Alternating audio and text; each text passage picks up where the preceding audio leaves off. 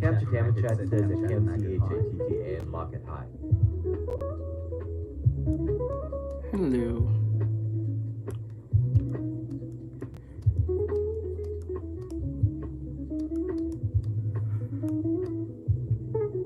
How goes it?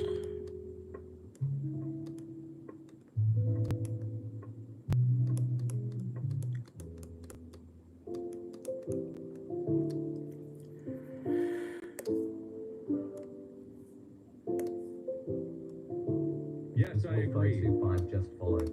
Thank you for the follow. I appreciate it.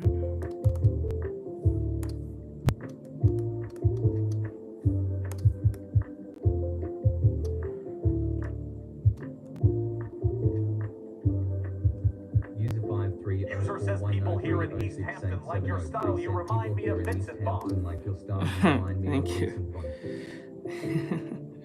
Thank you. I appreciate it.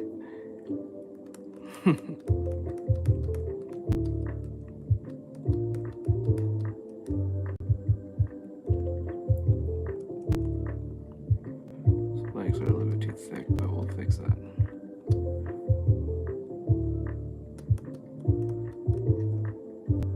Okay, like that.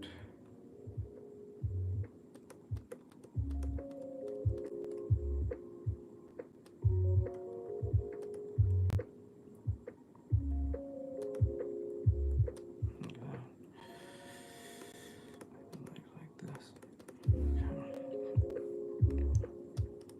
Clean it all up.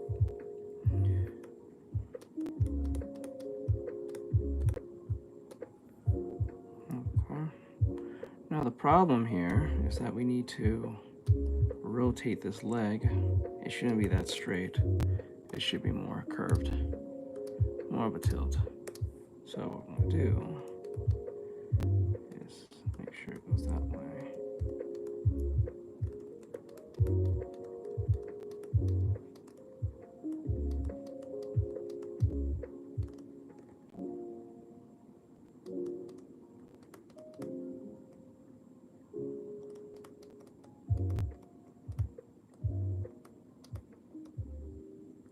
Like that. I gotta go over here. Go behind. About here. Okay.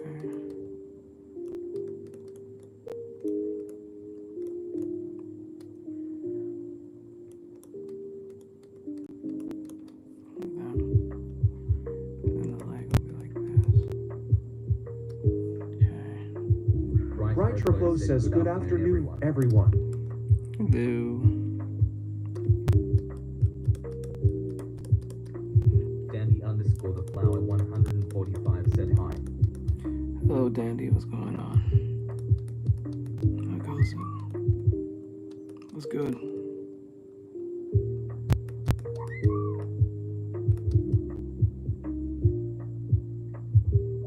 Big less than 3 Yes, just I followed. agree.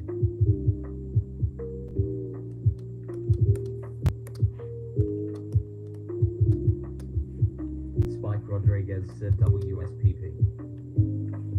Page 9 asks, is that a pen tab? Yes. Hello, what's going on, Rob? I said, is this porn? They see a woman and they think porn. Sad.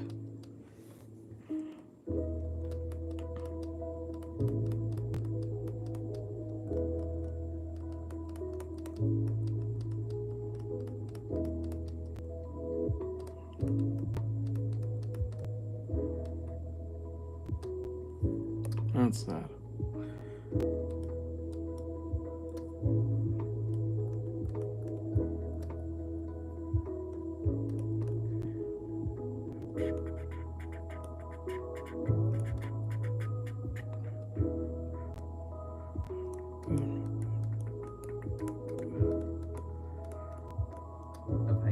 said how long you learned drawing. You're asking how long I've been drawing. I've been drawing since I was 6. Gamers said, bro, could you draw Gojo and shook an RPLS? And there you go. And there you go. There you go. That's all they asked for. Get off this man's jock, people. Get off this Gojo's jock, people. And if you want that, you have to pay for that. I don't do free requests. That's not something I do.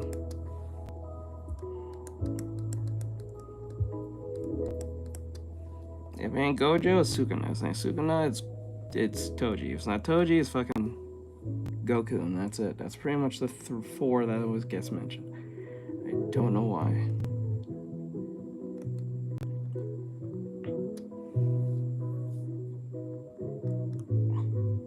Rosie says, OMG, hi, long time no see. Did you say I need to pay?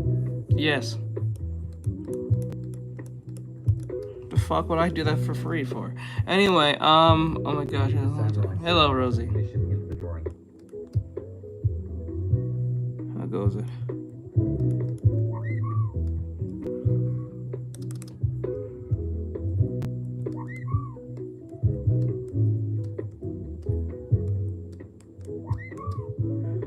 How you been, Rosie? Page 9 said, what is software you using? Clips do you paint? Link in bio.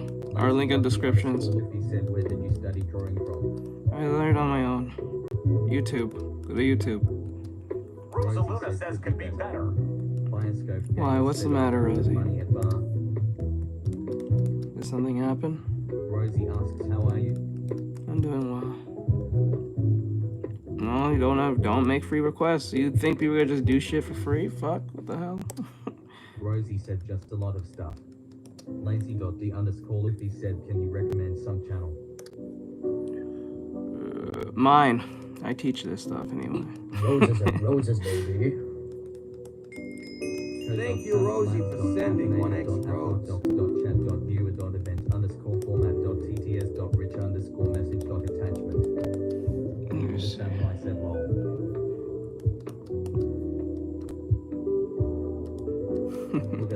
_VR said, what are you making? I'm doing studies. We're doing focusing on leg studies. Said draw feet. Mushroom Pie said damn some next level legs. _VR said The legs are way too wide here.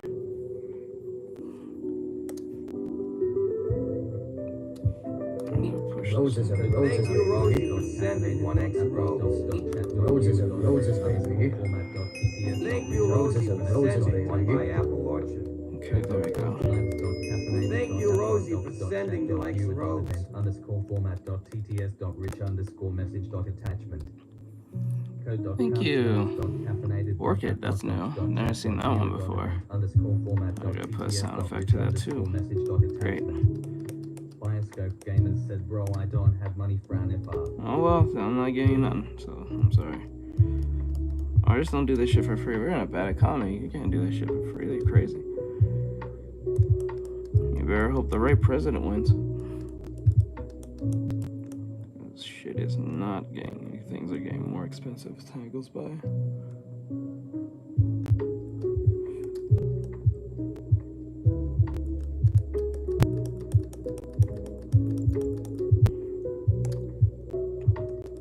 Anyway, so if you want to learn, either two things you can do.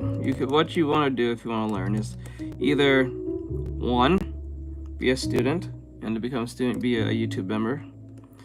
Or if you're on TikTok, you can be a student by being a TikTok subscriber. Or they're all the same price, $3 a month. Or if you don't want to be a student at all and ask me questions and I'll answer them. You can be a free student and wait till I put up my tutorials, but that I don't know when those are going to be coming out because I'm still working on those videos. And the question that you may have that I'm doing, or this subject, may not be exactly answered the way you wanted. So I would always suggest to become a student. But if you don't want to be a student, you don't care for the channel or any of that shit, I would recommend going to Procopinko, Ross Draws, Sam Draws, what's her name? Piken? She's a VTubing model like I am. What else? Keith and Lafferty. I don't know if he still does artwork, does he? I'm not totally sure. I'm not sure if he still does art. I know he used to work for Riot at one point.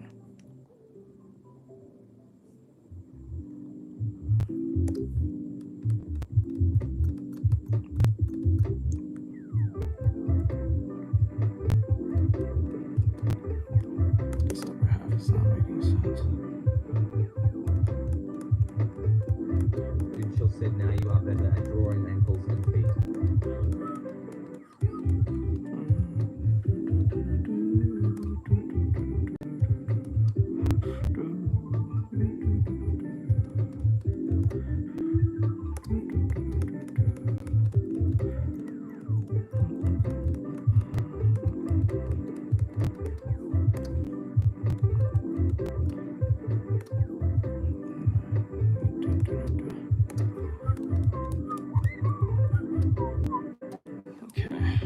Thank you, Rosie, for the gifts. I do appreciate it. Welcome back, Senkai. Let me see if I missed a new one. What are you making? I'm doing art studies. We're focusing only on legs. I'm doing the 100 legs challenge. I'm supposed to draw 100 legs. Now, I already did the 100 legs in number, but I'm doing 100 poses that focus on legs. So even though it said 100, we're actually doing 200 legs. Because the only reason why I didn't write it that way is because I didn't want YouTube to think the title was too long. Ryu the Samurai said he's doing the 100 legs challenge.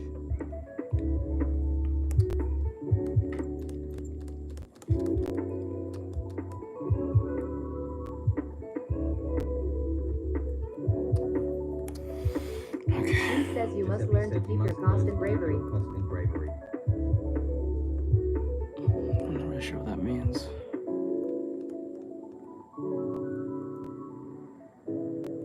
Oh wait, this is supposed to be to here. Oh.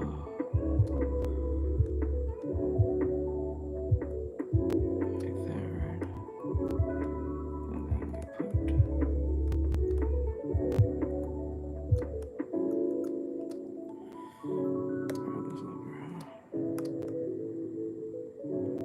Actually, this shouldn't be there.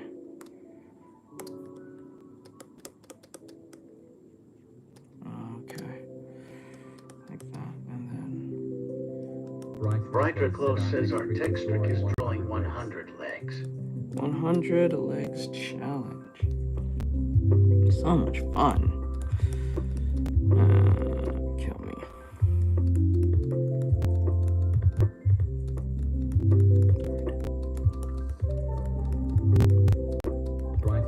Retropose says law.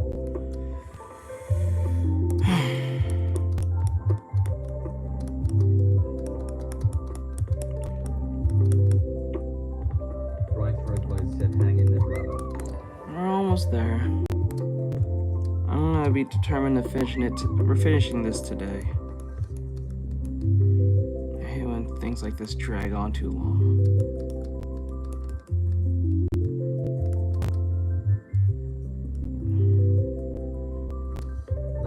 Legendary Tales says what app is this? Clips do you paint?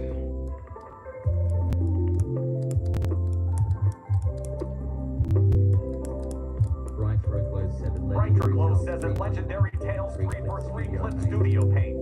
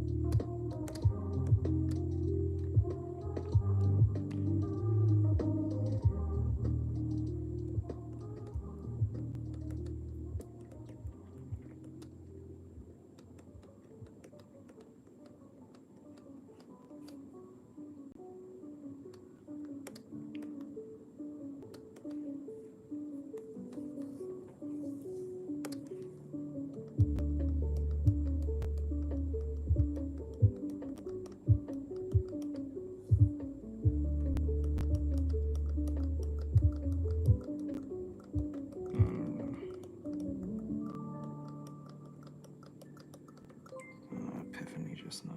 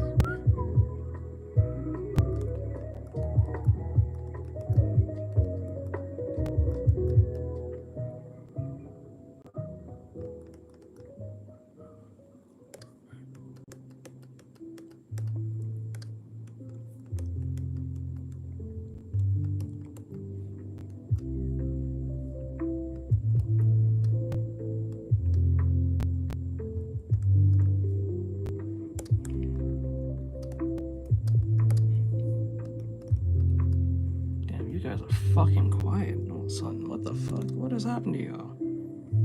Jesus Christ. Where's all that memeing that went away?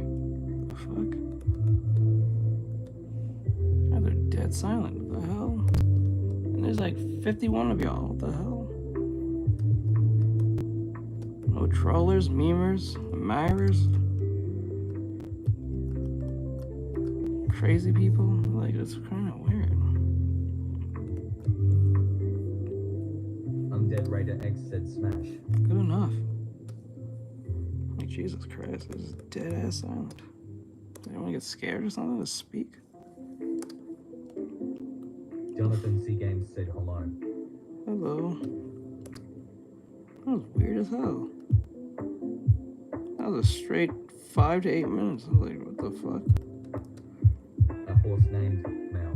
He said it's relaxing, so we quietly enjoy. Huh. I know some people would, but like all of you just got quiet. I was like, shit. That's crazy. Because we were just talking no more than like probably 5 minutes ago or so. Shit was weird. As I don't mind if you guys talk, it was just very abrupt. Just TNBT, just follow. Just socks. Jack Hollington, just follow. Thank you. I appreciate it. Jonathan C. Games said, how did you get that good? Practice. You guys are watching my practice.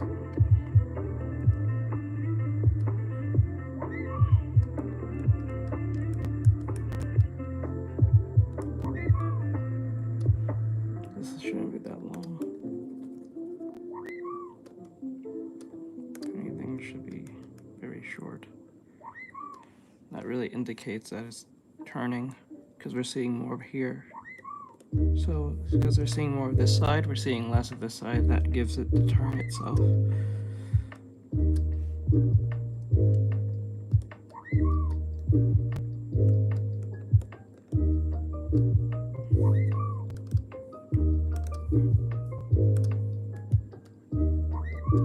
Medic Fan TF says hello. Exclamation mark, vertical bar degree said hello. Hello, hello. How are you, medical? Or medic. Oh, I miss playing Gears of War sometimes. Medic! Or TF2, I think it's TF2 also does that as well. Screaming medic. Medic Fun TF says haha I'm good and you. I'm doing well. Exclamation mark, vertical bar degree asks, hi, I'm good, and you? Just doing this challenge, the leg challenge. So I have to draw 100 legs. That is leg focused, one way or another.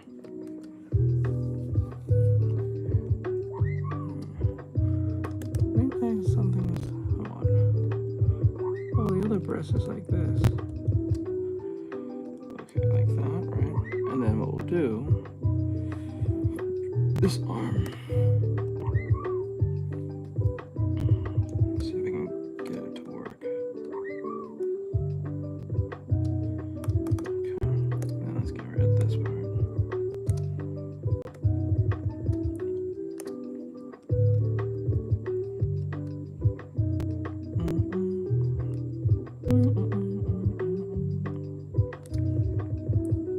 Stomach is the problem here. I don't know why it's like that. The love handle should be here. Jonathan C. Games said, what are you using to draw right now? Khadija Ben Miser asks, is she pregnant? If you're asking the question of what what do you call it? The software Eclipse Studio Paint and XE Pen E22. That's the tablet's name. It's link in bio.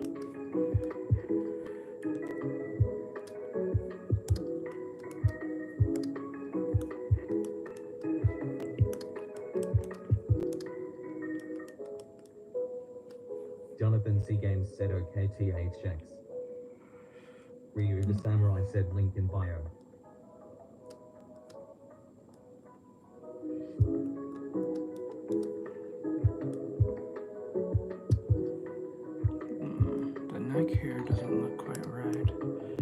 This feels kind of Horse pushed named in. Mel. Settle in our belly fat, non-existent, smiling face with clear emoji. I think the arm should be a little bit it's too slanted, so we're gonna pull this down a little bit. I think it should be more like.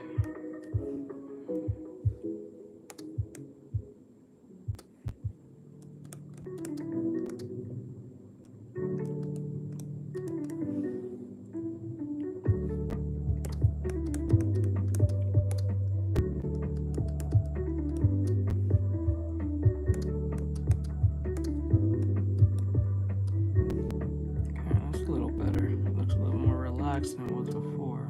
This arm here needs to be a little more lower. Just like that. A little bit of a slide. There we go. And then the hand will be about there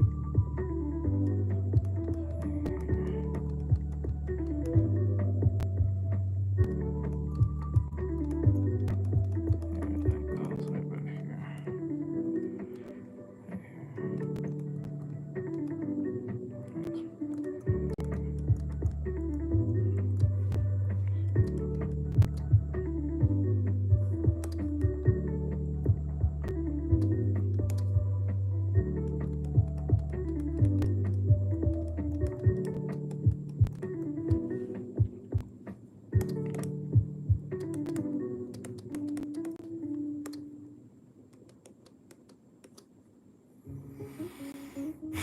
And the armpit.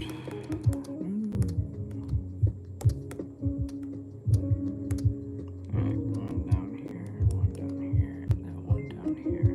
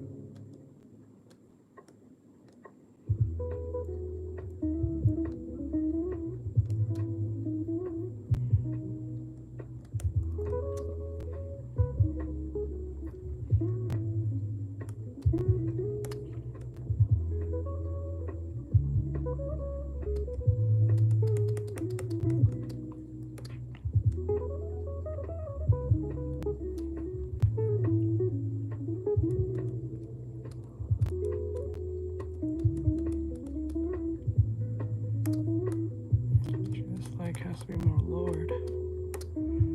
Just realized that.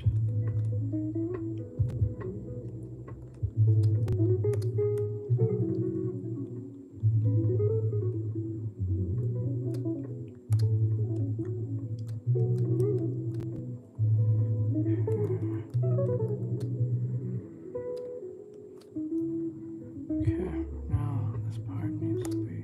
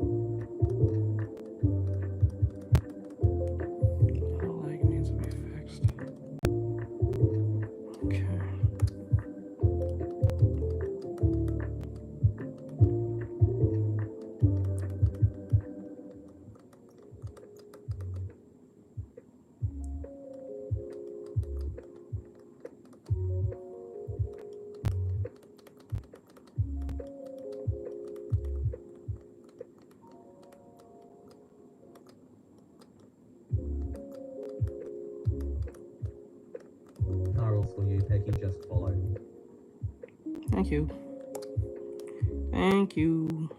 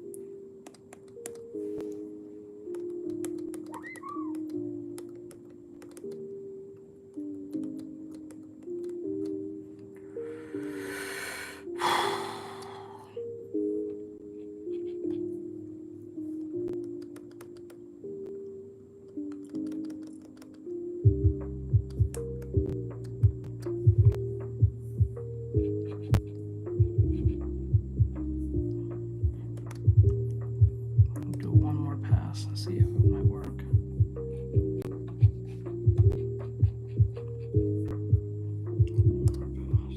Medic FanTF says, so I am trying to draw medic for 20 days or longer, I don't know. Medic for 20 days or Draw longer, medic? I don't know. You mean from TF2? Assuming if I'm correct. Degree vertical bar medic exclamation mark vertical bar degree said yep. Okay. Okay.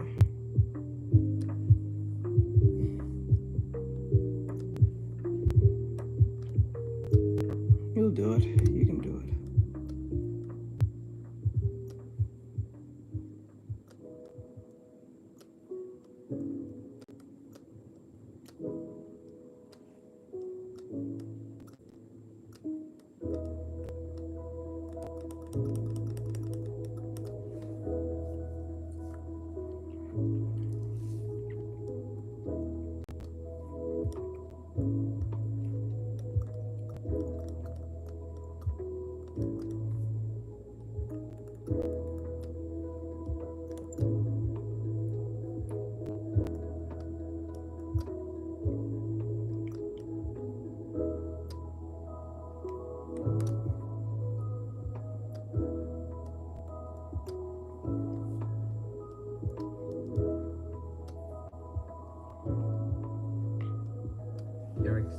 Eric Stefani says, looks like a pencil line. Nice job. Yeah.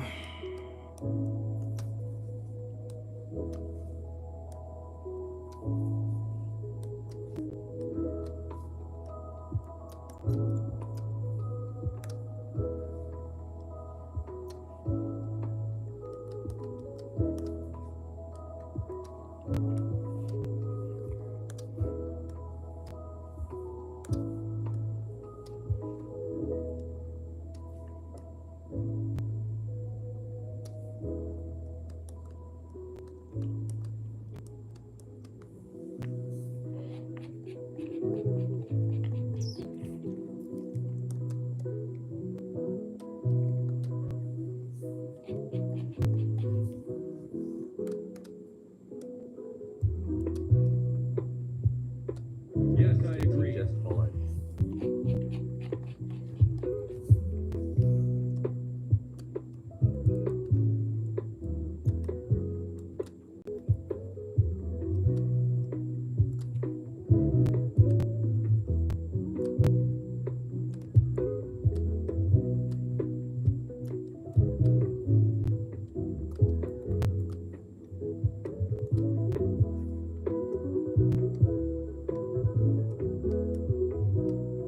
Roses and roses, baby. Thank you, Ian, for sending one extra rose. _format.tts.rich_message.attachment. Thank you, I appreciate it. Why does it read the fucking code number?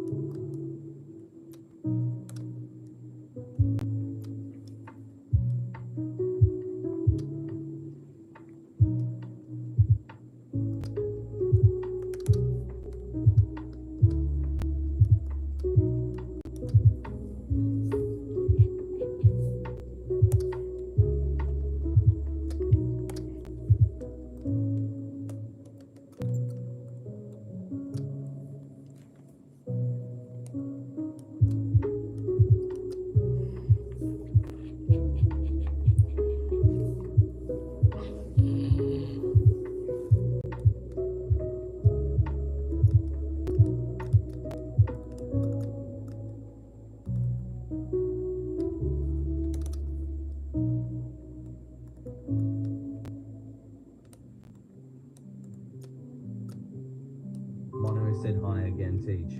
Oh, Mono, what's going on, bro?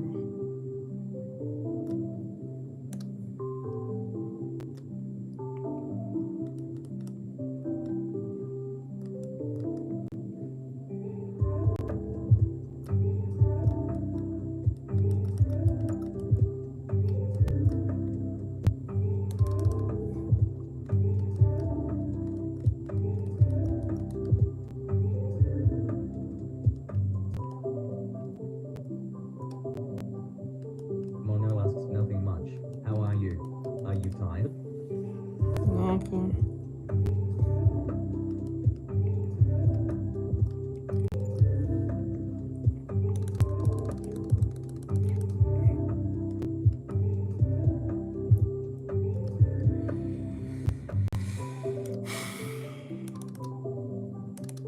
Mono said or just locked in.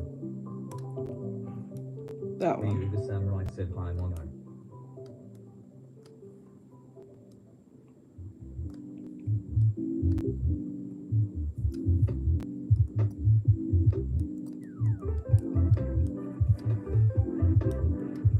Mono said hi, Brian. How are you?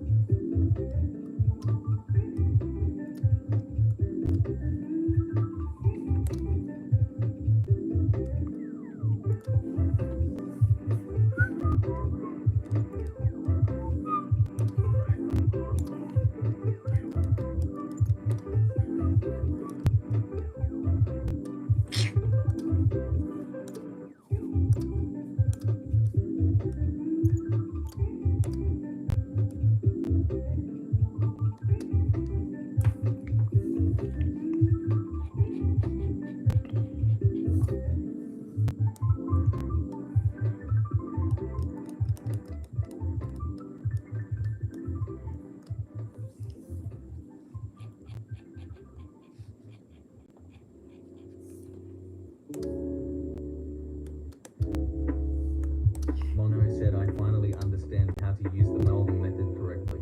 Good. Ryu the Samurai said good, just watching, teach and drawing. Should be more easier to draw now.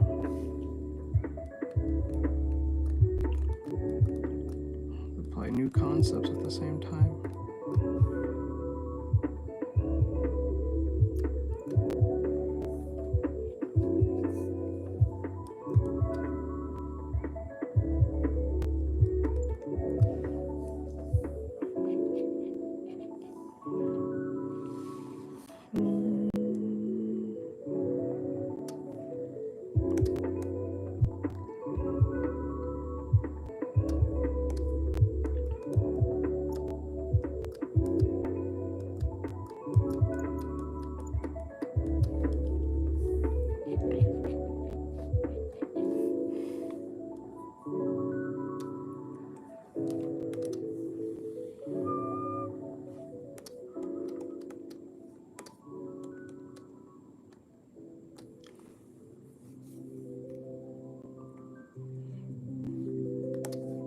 Mono said nice.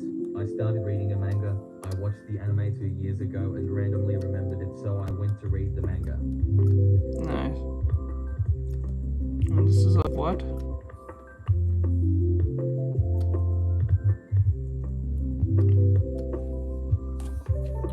Mono said the title is Akashic Records.